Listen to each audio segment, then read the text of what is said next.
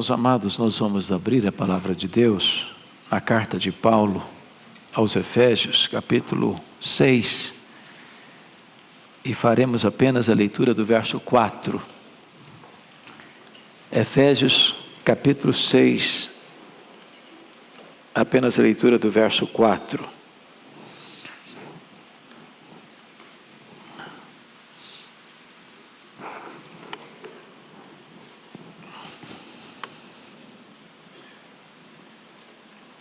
Esse texto diz: e vós, pais, não provoqueis os vossos filhos à ira, mas criai-os na disciplina e na admoestação do Senhor. Eu quero primeiramente parabenizar os pais aqui presentes e os que estão nos acompanhando, e dizer que ser pai certamente é a missão mais árdua, mas ao mesmo tempo a mais sublime, a mais desafiadora, mas ao mesmo tempo a mais honrosa. É claro que não há uma receita de bolo tão simples de seguir,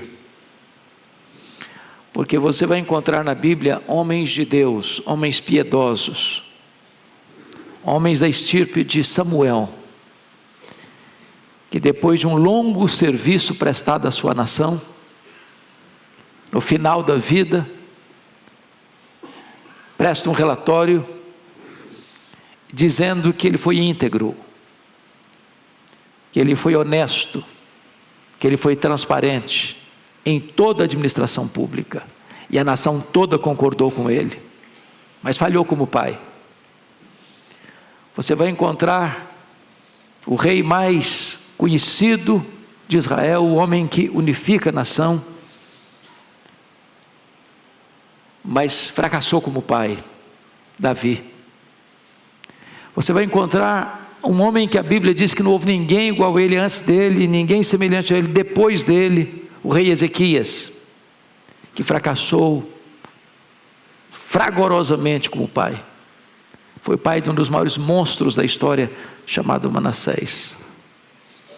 Ao mesmo tempo que você vai encontrar pais que não levaram Deus a sério, tiveram filhos piedosos, homens que não foram modelo nem exemplo para os filhos, cujos filhos cresceram, se destacaram e foram uma bênção. Certamente há princípios que precisamos seguir,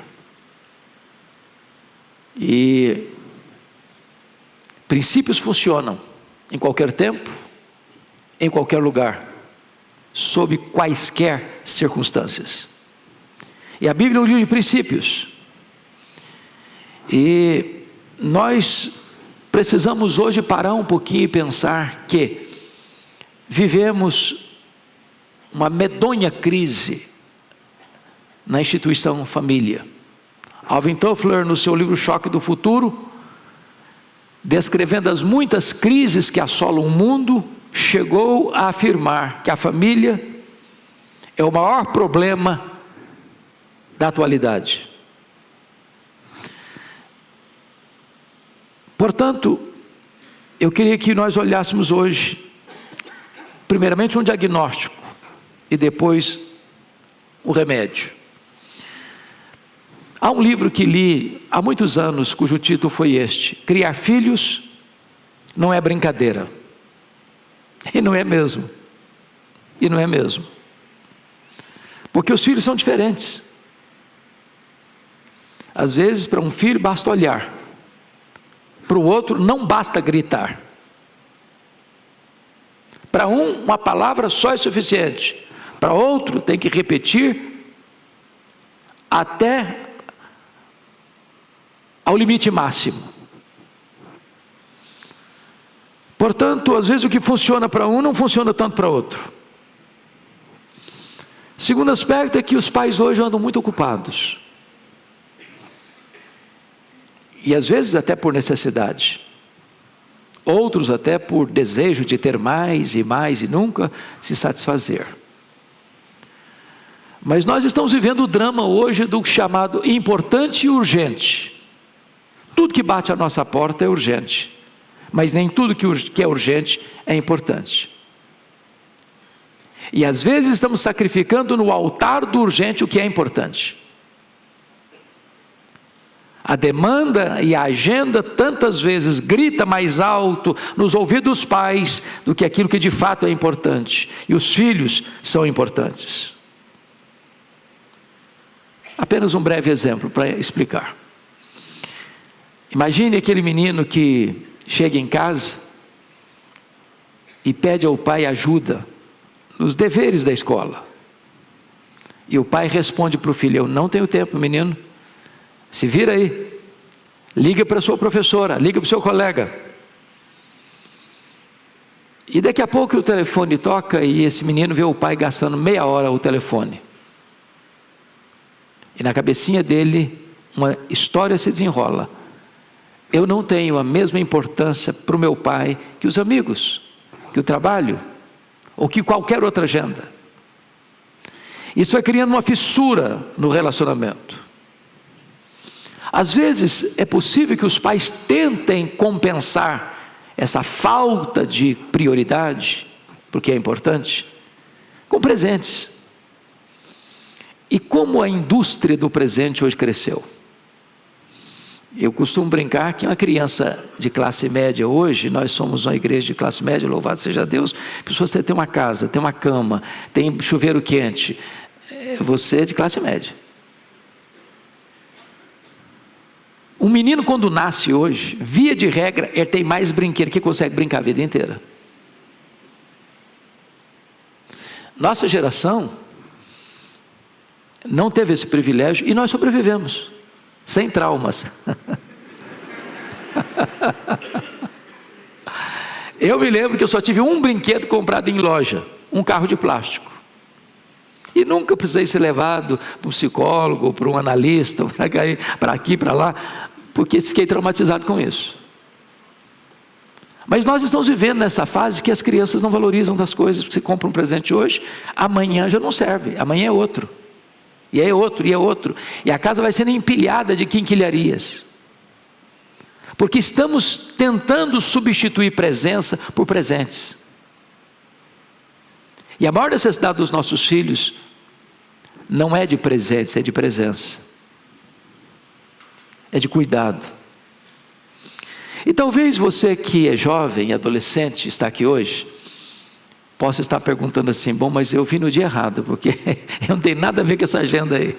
Esse sermão não tem nada a ver comigo. Agostinho de Hipona disse o seguinte, que um filho, ou melhor, você começa a educar os seus filhos 20 anos antes deles nascerem. E o que Agostinho queria dizer com isso? Ele queria dizer com isso que um jovem, que hoje é um adolescente, ou talvez até uma criança, daqui a 20 anos já cresceu, já amadureceu, já casou, já tem filhos. Ele começa a educar os seus filhos aqui, que amanhã esse menino vai perguntar: e aí, como é que foi, papai? Como é que você foi como criança? Você honrava seu pai? Você obedecia seu pai? Você dava trabalho? Como é que você era? E se esse filho, agora que é pai, diz: eu era um peralta. Eu dei muito trabalho para minha mãe. Meus pais choraram muito por minha causa.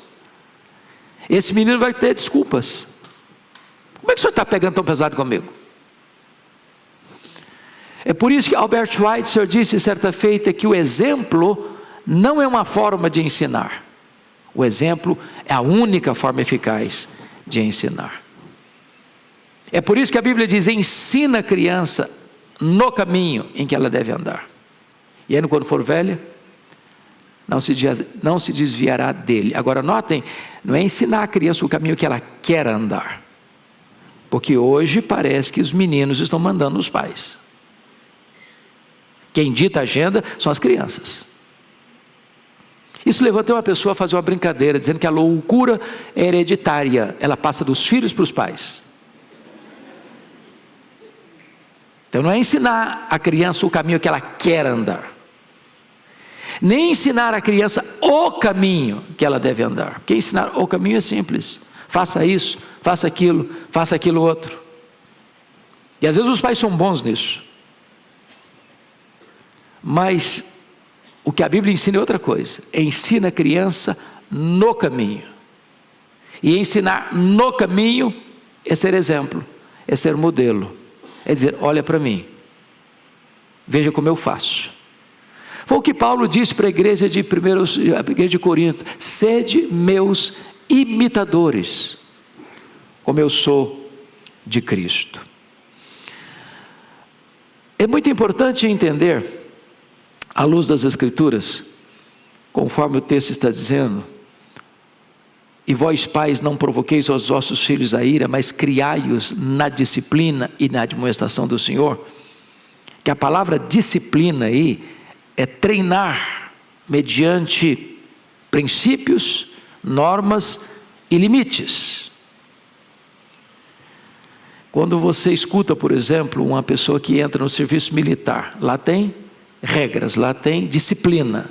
Você tem hora para levantar, você tem hora para deitar, você tem hora para arrumar sua cama, você tem hora para fazer isso, fazer aquilo. Filhos precisam de limites. Em 1982 eu li um livro chamado Eu, Christiane F., 13 anos, drogada, prostituída. Virou filme naquela época.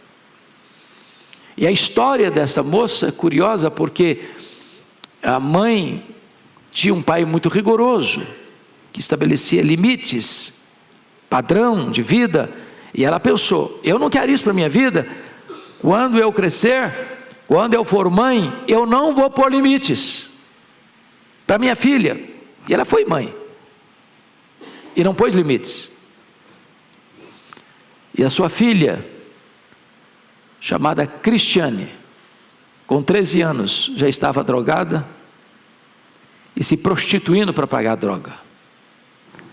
E ela disse: eu pensando dar o melhor para minha filha, destruí minha filha. Porque filhos precisam de disciplina. Pode, não pode, vai, não vai, com quem anda, que hora chega. Eu sei que isso não é simples e nem é fácil. E nem nenhum de nós aqui pode dizer: olha, eu sou o padrão e eu sou o modelo. Mas a Escritura nos ensina que é preciso ter disciplina.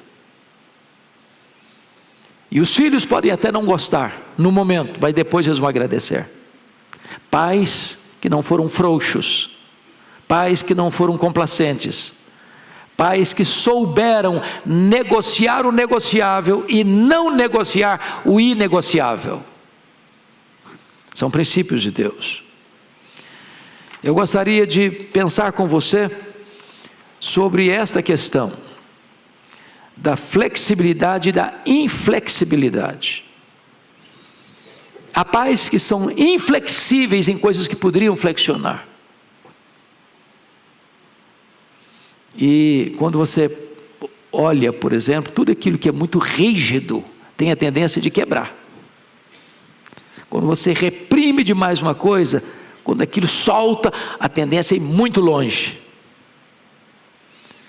Então, filhos precisam de limites, mas todo legalismo pesado em cima dos filhos vai gerar filhos revoltados, que às vezes, quando solta desta pressão, vão avançar assodadamente, de forma, às vezes, irrefletida e perigosa. É como você está numa estrutura, você chega numa ponte, por exemplo, aqui em São Paulo, às vezes o seu carro para em cima da ponte, daqui a pouco a ponte balança. Balança para não quebrar, porque toda estrutura rígida demais quebra. Então os pais precisam ser tolerantes, precisam ser perdoadores, precisam ser pacientes, precisam ter a capacidade de flexionar o que pode, de negociar o negociável, mas não negociar o inegociável.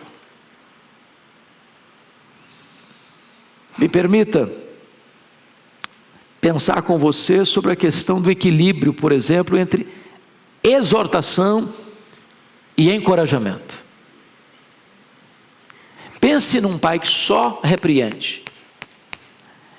Eu certa feita escutei a história de um filho, quando eu falo pai, deixa eu botar mãe junto, que ele disse que todo dia, pastor Ival, todo dia, até no feriado e domingo, ele apanhava da mãe, todo dia. Aí um dia ele falou: mamãe, por que você está me batendo? Eu falei: eu não sei porque que eu estou te batendo, mas você deve saber porque você está apanhando.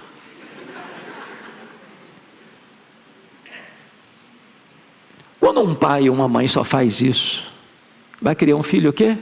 Machucado, recalcado, ferido.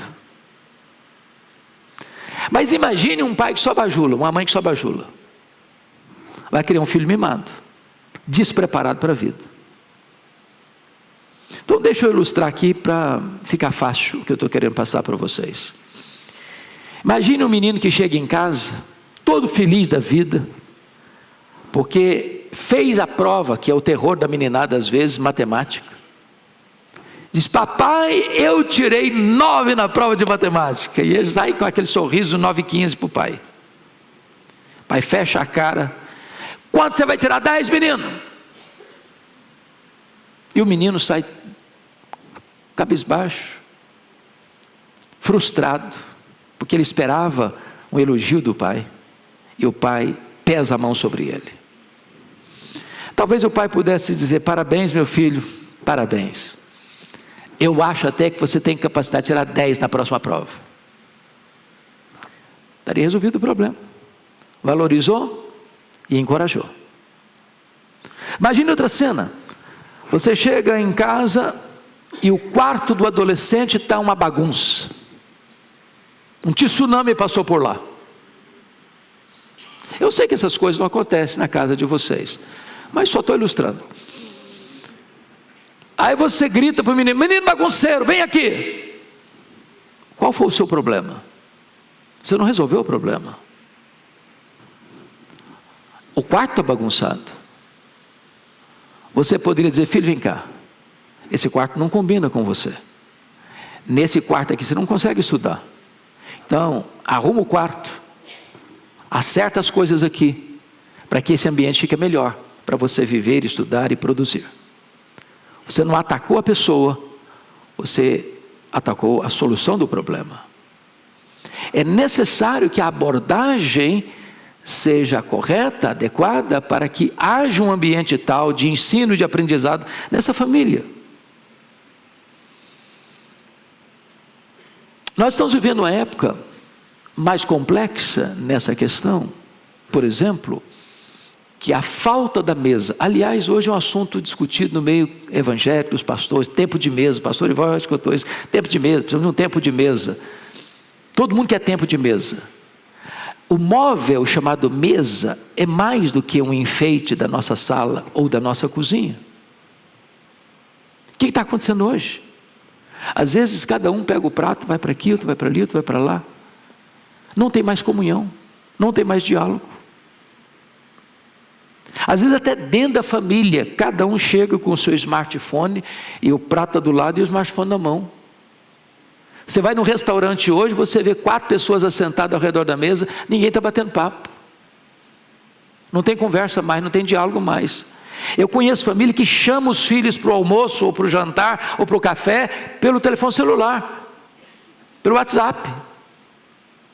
Então é necessário que a família retome alguns princípios de criar os filhos.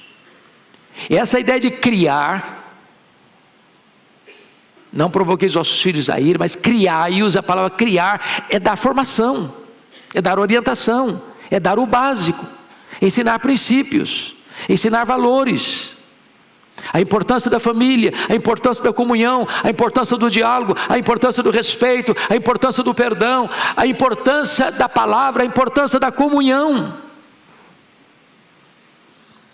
Mas então vamos ao remédio para isso, depois desse diagnóstico. Primeiramente, Paulo traz no versículo 4 que lemos uma exortação negativa. E vós pais, não provoqueis vossos filhos a ira. Você conhece pai que irrita os filhos? Pai que quando ele chega em casa o ambiente azeda. Eu conheci uma família, quando o pai chegava, os meninos se escondiam debaixo da cama, tremendo.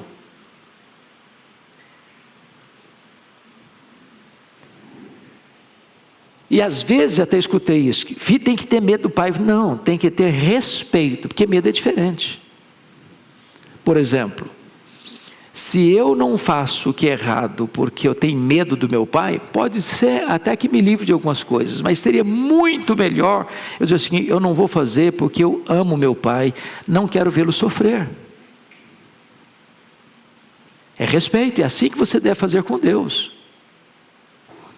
Agora, irritar o filho, provocar o filho à ira, é uma postura inadequada para um pai. E a pergunta é: como é que os pais provocam os filhos à ira? Primeiro, quando ele faz algo e proíbe o filho de fazê-lo, ou quando ele fala uma coisa e vive outra. O que a Bíblia ensina é que amarás, pois, ao Senhor teu Deus de todo o teu coração, de toda a tua alma, de todo o teu entendimento, e essas palavras estarão no teu coração, e tu as inculcarás aos teus filhos, andando, falando, etc e tal. Então, exemplo. Os pais provocam os filhos à ira quando os pais têm preferência por um filho em detrimento do outro. 2 pesos e 2 medidas. E às vezes em coisas básicas. Por exemplo, vai comprar um presente. Compra um presente de R$500 para um, de R$50 para o outro. No mesmo dia, no mesmo cenário.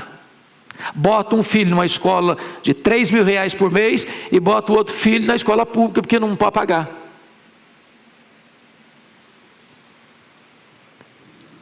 Os filhos são iguais, precisam receber tratamentos iguais, embora eles são diferentes uns dos outros.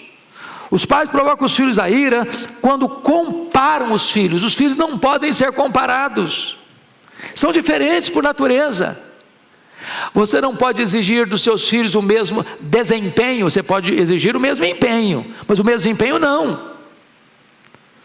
Porque um vai estudar meia hora para a prova e parece que nem estudou, chega lá e tira 10, o outro ralou a noite inteira estudando, tira 8. Você pode exigir o mesmo empenho, mas não o mesmo desempenho. Isso provoca os filhos à ira. Você provoca um filho à ira quando você agride os seus filhos verbalmente. E sabe, irmãos, eu conheço nessa lida pastoral de 42 anos, muita gente ferida, traumatizada, porque escutou do pai ou da mãe: eu sou um problema, eu sou um problema, eu sou um problema. Eu já contei isso aqui, pastor Ival, de uma mulher que chegou no meu gabinete pastoral, lá em Vitória, e ela chegou muito abalada. Eu falei: o que está acontecendo? Eu falei: é que eu estou saindo de casa, a minha vizinha do meu prédio pulou do 10º andar e se esborrachou no asfalto. Eu falei: mas o que tem a ver isso com o fato de você estar aqui? Ela me disse: é porque eu estou querendo fazer a mesma coisa. E eu perguntei: mas por que você quer fazer a mesma coisa, tirar a sua vida? Ela disse: porque meu pai me dizia que eu era um problema. Sempre escutei isso do meu pai: eu sou um problema, pastor. Eu falei: mas o que você fez? Eu falei: eu saí de casa e me casei com o primeiro pretendente. O que aconteceu? Eu falei: eu me chamava igual meu pai, eu sou um problema. Então eu sou um problema mesmo. Eu falei: mas você fez o quê? Eu falei: eu me divorciei desse cara e casei de novo. E o que aconteceu? O segundo marido disse que eu era um problema.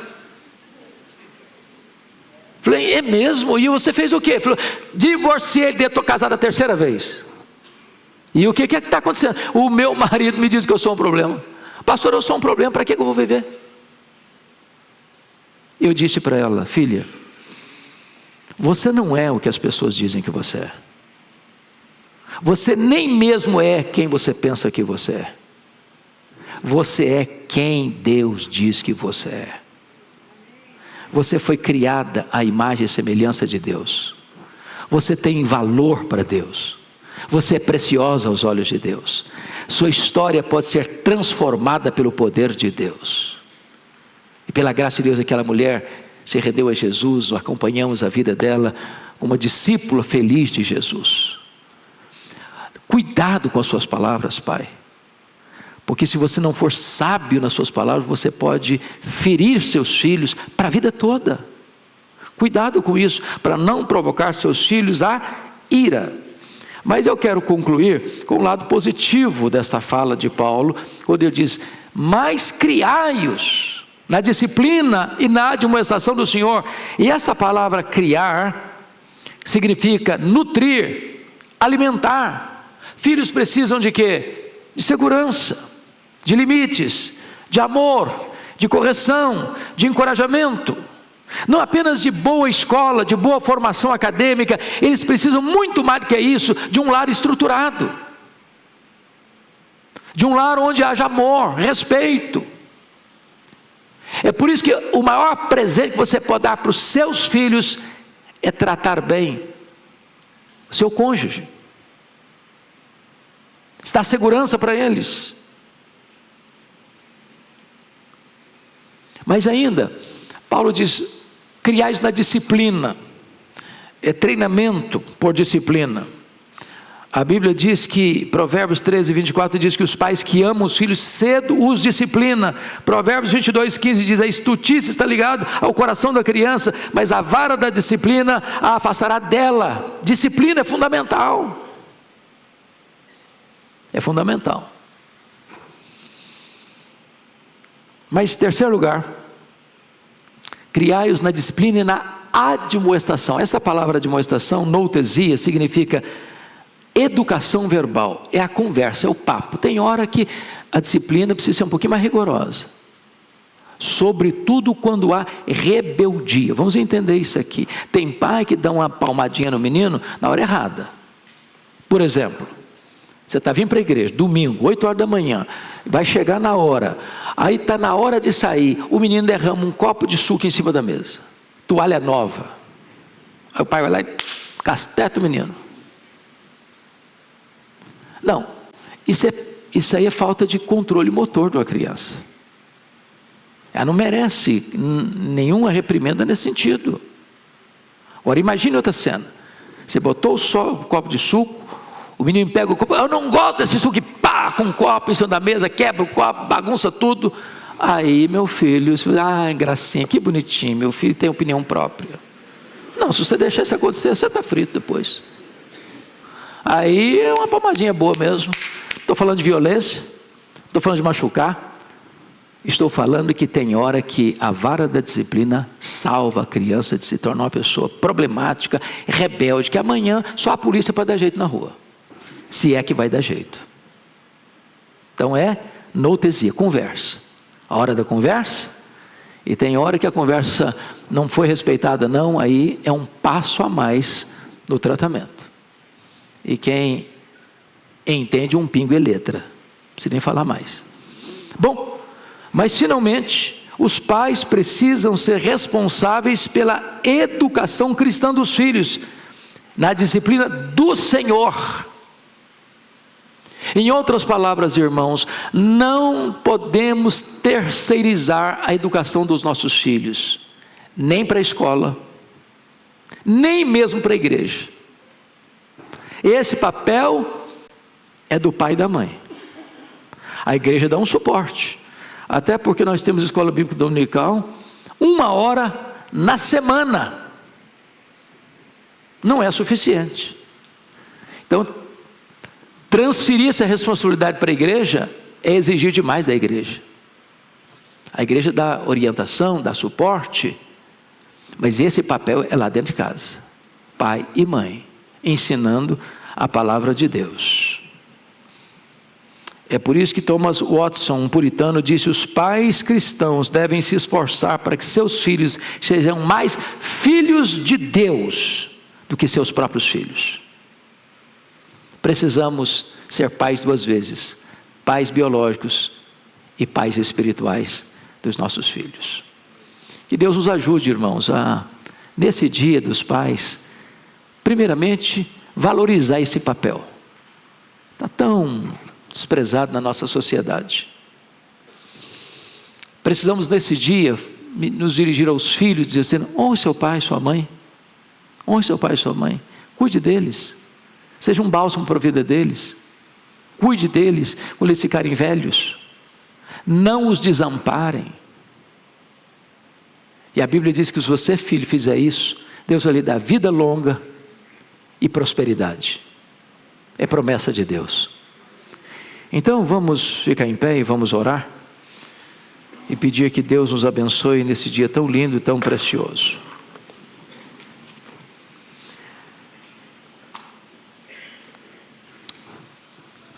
Quantos pais nós temos aqui no auditório? Levanta a mão.